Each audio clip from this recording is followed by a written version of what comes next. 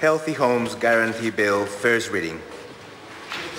I call Phil Twyford. Thank you, Mr Speaker. I move that the Healthy Homes Guarantee Bill be read a first time. I nominate the Social Services Committee to consider the bill. Phil Twyford. Thank you, Mr Speaker. I want to make 3 points in this contribution. The first is that we have a major problem in New Zealand with cold, damp homes. And it's causing our children in this country to be hospitalised at third world rates for infectious and respiratory diseases. The second point I want to make is that current approaches are simply not working. And the problem of cold, damp, unhealthy homes and the public health impact that they have on our people, current policies and regulations are not helping and not working. The third point, sir, is that I want to talk about my bill and what it will do to solve this problem. And if I have time, I also would like to address some of the objections and criticisms that have been levelled at my bill over the last year or so. So I want to start by quoting Professor Philippa Howden Chapman of Otago University. And Professor Howden Chapman is the winner of this year's Prime Minister's Science Prize. And she said, houses get damp and cold and mouldy, but it also damages the people living in them, particularly babies, children and older people. It damages their lungs. If they have heart problems, it's harder for their circulatory system to work. And so people who live in cold houses, it's likely to aggravate their heart conditions. But for children, we get this terrible, terrible battery of respiratory infections and close contact infections because people have to crowd together in one room. So it's pretty shocking in a country that is as wealthy as we are, we can't make our houses warm enough for people to live in. That, I think, is a very good summary by Professor Philippa Howden Chapman of the problem that we're trying to deal with here, sir. I now want to quote from a story that ran in the Nelson Evening Mail last year, and it told the story of a family, Jared Haruru and his partner Grace Rapata. They live in Victory in Nelson. They've got 3 children under 4. Both parents are working, earning the minimum wage.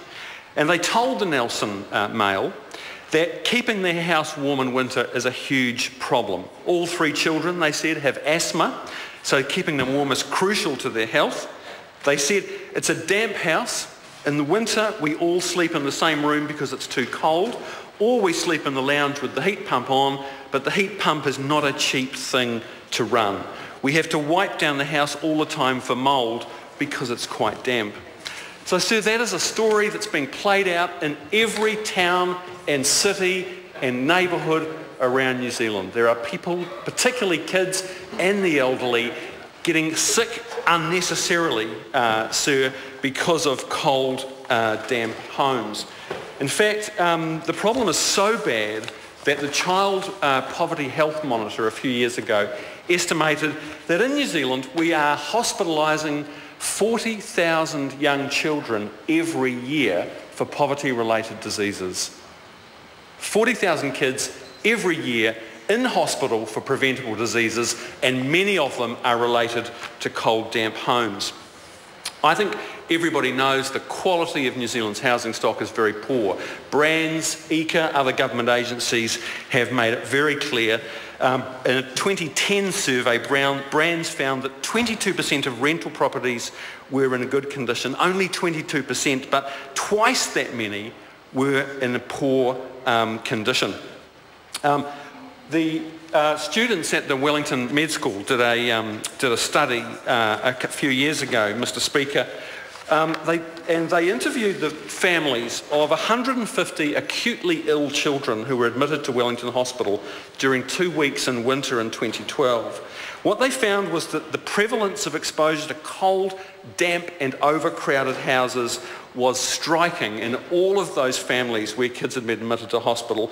34%, a full third of the admissions were for respiratory diseases associated with the cold and the damp. So that's the problem, but the solutions that this government has in place are not working.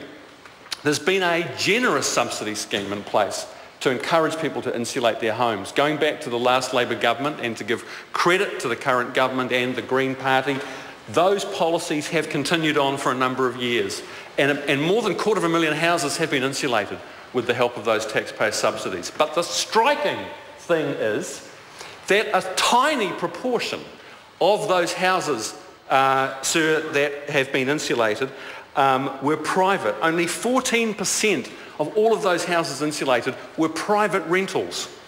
Only 5% of private rental houses in this country have been insulated, according to the best statistics we have. So it's very clear that private landlords have had no economic incentive to take advantage of those subsidies. And what we do know is that half the children in this country who are growing up below the poverty line are living in private rentals, sir. The very poorest people are living in private rentals. Those kids are growing up in cold, damp homes. They are getting sick unnecessarily, and that is locking them into a cycle of disadvantage. To make that worse, National drastically cut the subsidy. They cut the subsidy back by 2/3, and Treasury told them that actually the current funding for that subsidy is only enough to insulate 1 in 6 of the houses that are in need of it. The other initiative or policy by this government that falls well short of what's needed in this area, Mr. Speaker, is the trial warrant of fitness that Nick Smith announced a couple of years ago for state houses. We don't need a warrant of fitness for state houses. If the Minister, Paula Bennett, wants state houses to be insulated and retrofitted with modern heating, she only needs to pick up the phone and tell the Chief Executive of Housing New Zealand to do that. We need a warrant of fitness or minimum standards for private rentals, sir, across the whole market. My bill offers a simple, practical, affordable and pragmatic solution to this problem, sir. And I urge members to vote for it tonight. What it will do is it directs the Energy Conservation Agency, ECA, to set standards for insulation and heating. It requires landlords, every time they post a new tenancy agreement, to make a declaration that they meet those standards. There's no big, heavy compliance mechanism involved. It is simple. It will do the trick, and it will make sure, sir, that every rental property in this country is warm and dry, and that's what we want to achieve. 3 reasons to consider voting for this bill this evening. The first is that it is the right thing to do. We cannot go on hospitalising our children in this country for third world diseases because our homes are too cold and damp. Secondly, it is a practical solution, sir, and I want to quote Andrew King from the New Zealand Property Investors Federation, who said, Mr. Speaker, that my Healthy Homes Bill is sensible and pragmatic. This is the head of the Landlords Federation, the Property Investors Federation of New Zealand, who said that this bill that we're debating tonight is a sensible and pragmatic solution. It tackles the 2 biggest problems, the cold and the damp, and it shouldn't incur large compliance costs. Thirdly, sir, it makes good economic sense. What we know is that for every, and this is based on highly credible New Zealand-based public health research, for every dollar invested in retrofitting our homes with insulation and efficient heating, we save $5 in public health expenditure. That is a no-brainer, sir. This bill makes sound economic sense. My final point, sir, is that we don't allow cars on the road if they don't have a decent warrant of fitness, if they're not safe and fit for purpose.